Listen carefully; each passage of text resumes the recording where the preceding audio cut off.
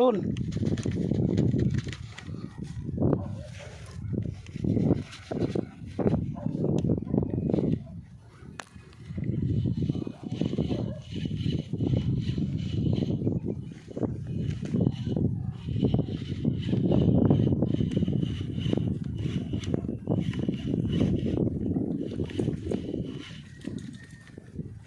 Guys, fish on. Dalawa guys, dalawa.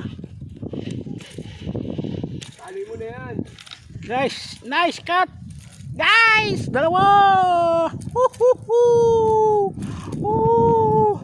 Ayan guys ha. Dalawa huli oh. Laki. Mga kalahating kilo isa. Yan. Dalawa guys, dalawa. Ang ganda ng mga sabit. Hindi makakawala. Guys. Oh. Yan lang. Simple kahagis lang natin guys. Siguro mga ano lang. Mga 5 minutes. Napagagad ang floater natin. Ano? Oh. Diba? Pag-ulam na.